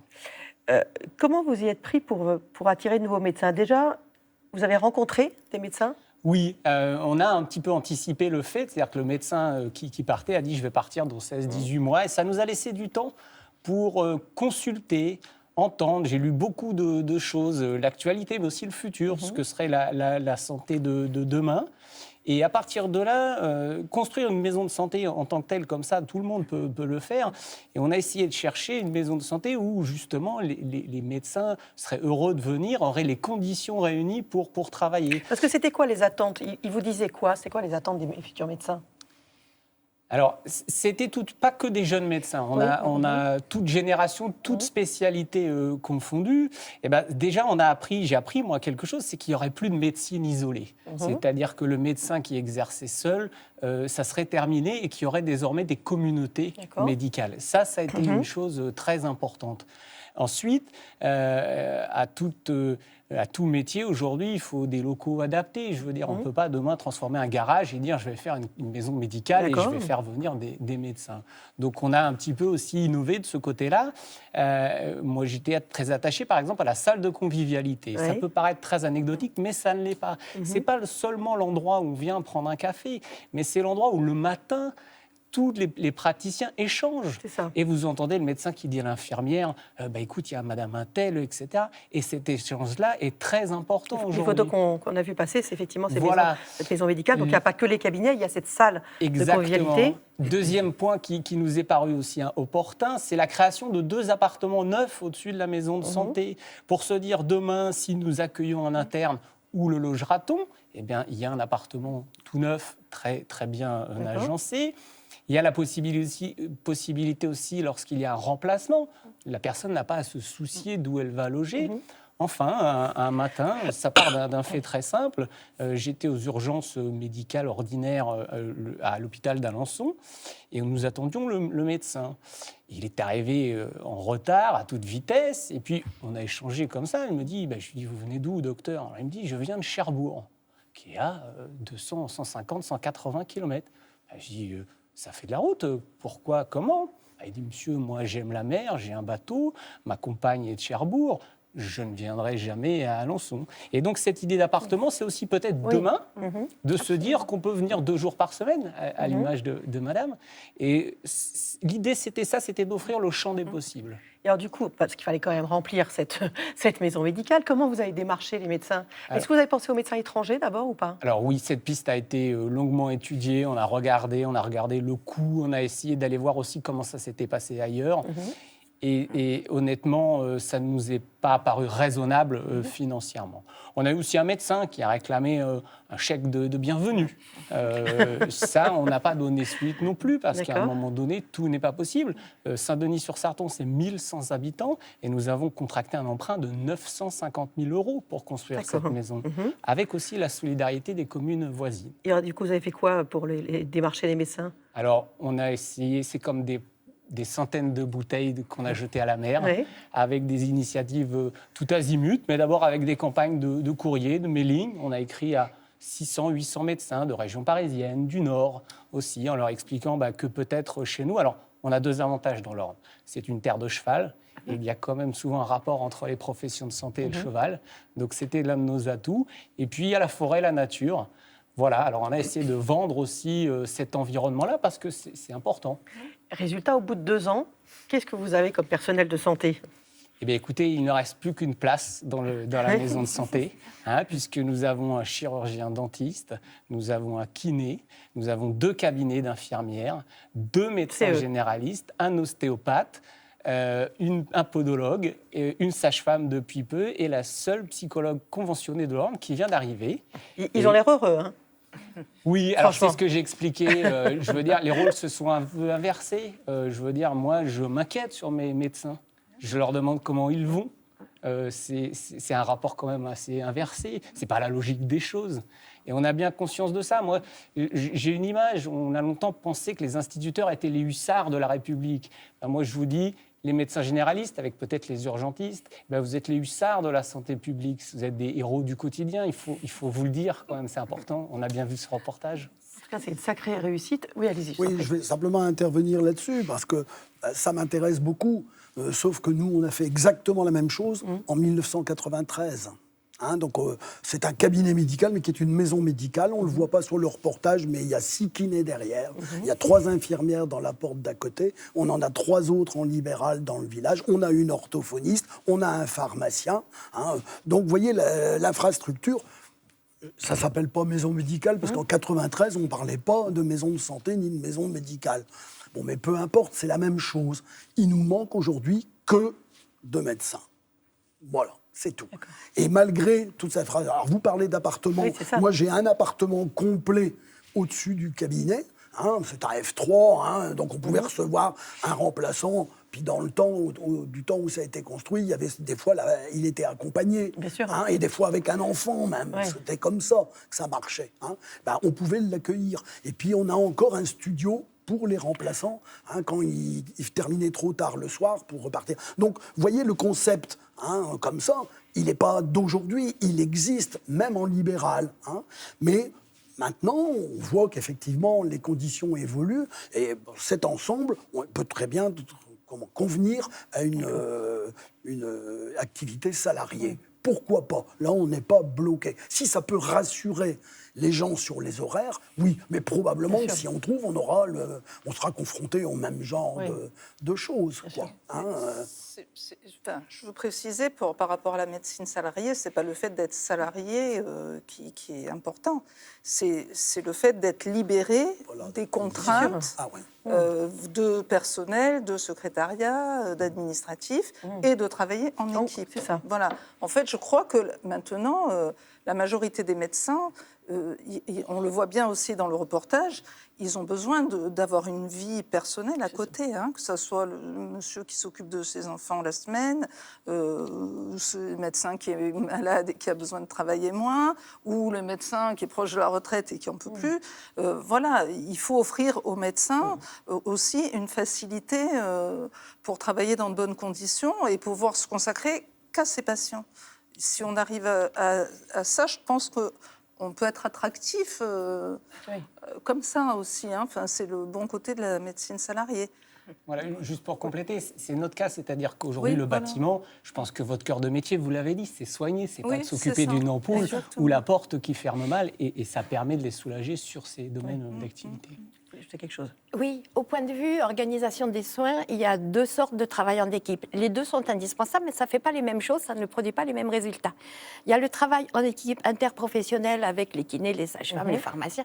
Ça améliore la qualité des soins, on connaît les collègues, c'est parfait. Ça ne nous aide pas à prendre en charge plus de patients ou à la marge. Par contre, c'est l'équipe de proximité autour du médecin traitant, c'est ça que j'ai dit, la secrétaire, l'assistant médical, l'infirmière de santé publique, l'IPA, qui peut aussi être en accès libre. L'infirmière de pratique avancée. Voilà, l'infirmière de pratique avancée, les infirmières libérales avec qui on peut s'organiser pour suivre les patients à domicile. Tu vas les voir 2 mois et puis moi j'y vais le 3e. C'est cette équipe de proximité autour du médecin traitant. Et donc maintenant, on sait qu'il faut à peu près 4 bureaux pour un médecin généraliste.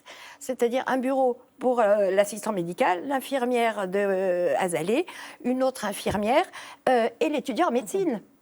L'autre jour, je discutais avec quelqu'un du ministère qui me dit « Mais pour les 4e années, vous avez vraiment besoin d'un bureau ?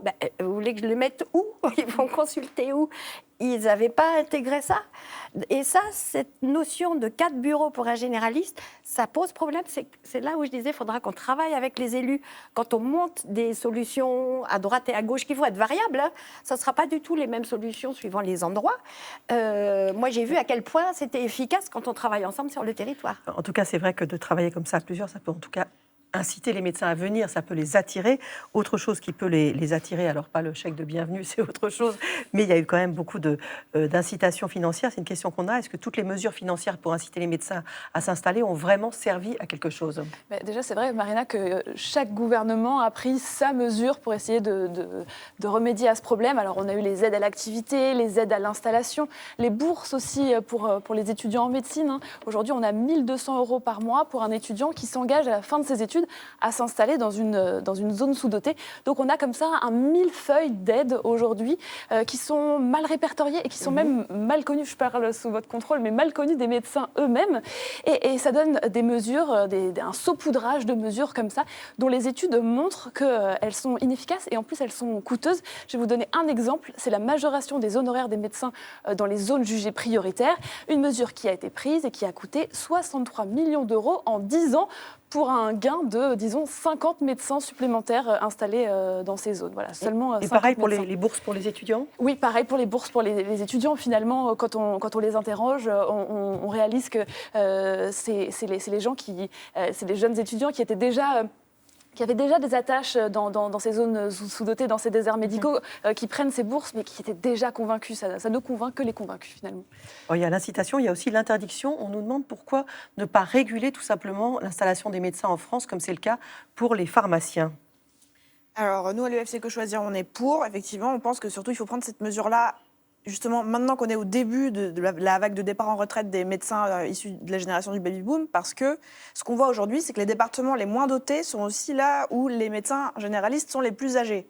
Donc, c'est là où il y aura le plus de départs en retraite. Donc, si on ne fait rien, les zones qui sont déjà sous-dotées vont continuer de se vider.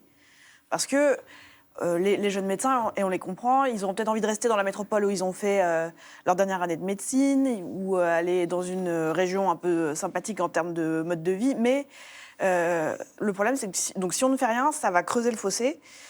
Il y a ça. Et sinon, sur la question des aides financières, on voit bien que malgré tout l'argent qu'on peut mettre dedans, ça a été très très peu suivi d'effet. Et donc, à un moment, il faut prendre peut-être des mesures contraignantes. Mais par contre, s'il y a de l'argent public à mettre, il faudrait peut-être commencer par le mettre pour rémunérer correctement les externes et les internes qui font tenir l'hôpital public et qui sont vraiment payés des piécettes. Donc peut-être que plutôt que faire des aides très compliquées et qui produisent peu d'effets, il faudrait peut-être mieux payer les internes, les externes et peut-être même se poser la question de la revalorisation du tarif sécu de la consultation. Parce qu'aujourd'hui, les généralistes respectent massivement le tarif de base de la sécurité sociale, à plus de 90%. Mais s'il n'y a pas assez de revalorisation... Qui va passer de 25 à 26,50 € à l'automne.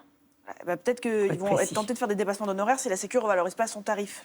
Alors, pour pour le fait de réguler, vous n'êtes pas tous d'accord. Votre position, Agnès Gianotti, vous n'êtes pas d'accord. On a entendu les jeunes, ils ont peur. Si vous leur faites encore plus peur, ils vont faire autre chose. Donc, c'est pas compliqué. Les députés peuvent le faire. On vous prévient juste de ce qui va arriver. Moi, ce qui m'intéresse, c'est l'avenir du système de santé. Je veux qu'on arrive à soigner la population. C'est ça mon vrai souci. Pour l'instant, les histoires de rémunération, c'était une logique comptable. C'est ça qui s'est passé et la raison pour laquelle on n'a pas signé. C'est-à-dire que on a affaire à des interlocuteurs qui disent si on vous augmente l'acte, alors que nous, on demandait juste pour neutraliser l'inflation. Elle devrait être aujourd'hui, quand on fait marcher les calculettes à l'inflation, à 29 € notre consultation, pour être clair, aujourd'hui, là, au mois de mai. Bon, donc, ils nous disent si on augmente la consultation, vous allez bosser moins. Si on augmente le forfait médecin traitant, vous allez bosser moins. On ne veut pas que vous bossiez moins, donc on ne vous augmente pas. Voilà, oui, et donc on va mettre de la contrainte en échange de cette augmentation. C'est ça le raisonnement. Ça j'entends bien, mais quand vous dites que ça ne marcherait pas, qu'il y aurait partir vers d'autres spécialités, pourquoi ça marche par exemple avec les pharmaciens ? Ça fonctionne. Parce qu'ils n'étaient pas en pénurie. Et parce que c'était eux qui le souhaitaient. Donc on compare des choses qui sont à l'opposé en fait. Nous, on est en pénurie. Ce que peut-être tout le monde autour de la table ne réalise pas, c'est qu'on a des offres d'emploi dans nos boîtes mail, comme celle que tu as reçue, tous les jours, à 2 000 € la journée, 35 heures, je vais chercher mon enfant, je n'ai pas à me tracasser avec le suivi au long cours. On a ça toute la journée. Donc, il faut bien comprendre qu'on a le choix du travail qu'on fait. Donc, si on nous met de la contrainte dans un contexte où on a des offres toute la journée bien plus alléchantes, les gens, ils vont partir. Proposition sur la régulation, parce que vous n'êtes pas d'accord non plus. Je me permets d'intervenir là-dessus. Bon, on en a discuté un petit peu, je ne suis pas tout à fait d'accord. Bon, d'abord, pour une première raison, c'est qu'il y a urgence. Alors, se mettre autour des tables, discuter, ça, les gouvernementaux sont très très forts. Et en général, c'est pour noyer le poisson. Comme vous l'avez dit, et comme le docteur Gianotti l'a souligné, il y a un problème financier, c'est certain. Nous sommes dirigés par les comptables. Et toute la santé est dirigée par des comptables. Bon, moi, j'ai une autre casquette que celle de médecin. En fait, je suis représentant, alors là, pour la région Nord, d'une association qu'on appelle l'Association des citoyens contre les déserts médicaux, une association loi 1901 et d'utilité publique, et qui a démarré en 2017. Voilà, l'adresse de votre site s'affiche à l'antenne. Voilà, je vous remercie beaucoup. Et cette association, elle essaie de sensibiliser le public. Et je crois que là, on est dans un vent porteur. C'est tout, sensibiliser les citoyens. C'est totalement apolitique. Mais je vais rajouter quand même une nouvelle, parce qu'on n'en parle pas du tout ici, c'est qu'actuellement, il y a un groupe parlementaire transpartisan, c'est-à-dire qui réunit de nombreux, pas tous, mais de nombreux partis politiques à l'Assemblée nationale pour déposer un projet de loi. Et ce projet de loi, l'article 1er, c'est une régulation. Et tout de suite, je fais attention aux mots, au vocabulaire qu'on utilise, parce que les internes, les jeunes disent pas de coercition, pas de forçage, pas de fusil sur la tempe.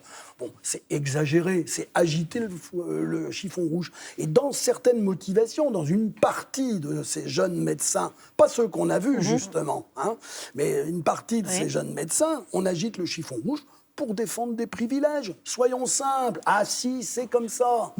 Et la fracture sanitaire, vous avez utilisé ce mot-là, pour moi, elle est aussi une fracture typiquement française entre les grandes métropoles et le reste de la province, c'est-à-dire les villes moyennes qui subissent également les problèmes. Je rejoins quand même dans les solutions, monsieur le maire, en disant que les initiatives doivent venir des élus locaux. Et alors, le département qui est intervenu, nous, actuellement, moi je suis conseiller municipal en plus du reste, bon, on intervient au niveau de la mairie, de la communauté de communes, et on essaie de trouver des interlocuteurs au département pour mettre en place ce que la Saône-et-Loire a fait, et qui est quand même un prototype. Votre opinion, vous, sur la régulation? Moi, je suis quand même l'exemple que sans m'avoir forcé, j'ai changé de région parce que je trouvais des conditions plus attractives en Saône-et-Loire. Donc, en fait, vous ne représentez pas effectivement la non, mais ça prouve que c'est possible. Moi, ce que je pense, c'est que déjà, c'est difficile. Déjà, le métier est difficile. La pénurie le rend encore plus difficile. Si on rajoute la difficulté supplémentaire de ne pas s'installer où on veut, parce que s'installer quelque part, quand même, pour des gens qui terminent leurs études à pas loin de 30 ans, ça veut dire fonder sa famille, envisager sa vie. Oui, tout se passe en même temps. Dans un endroit, on le voit bien dans le reportage, les médecins sont des gens comme les autres qui ont besoin de vivre une vie personnelle épanouie. Je trouve que forcer les médecins à aller s'installer dans un endroit pour lequel ils n'ont aucune attache, c'est un peu dur, d'autant que le métier est déjà bien difficile comme ça.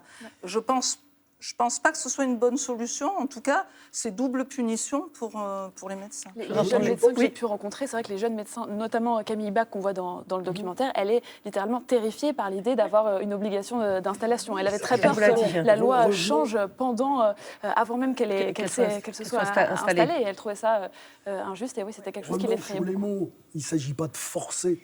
Nulle part, vous voyez le mot « forcer » dans les différents projets de loi. Il s'agit d'incitation. Alors, on fait des incitations financières, ça ne marche pas trop. C'est des incitations à aller découvrir. Peut-être que nous, on doit porter un peu mieux témoignage pour dire...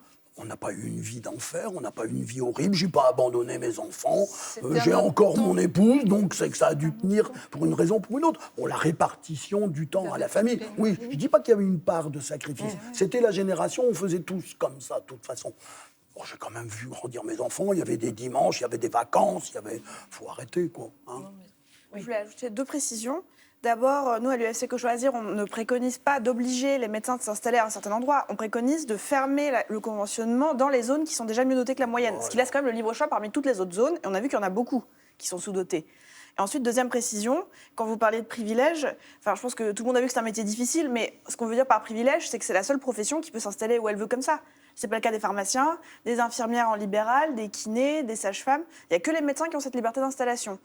Et par exemple, les enseignants-chercheurs, ils terminent aussi leurs études à 30 ans. Et si vous êtes de Nice et qu'il y a un poste à Lille, eh ben vous allez à Lille.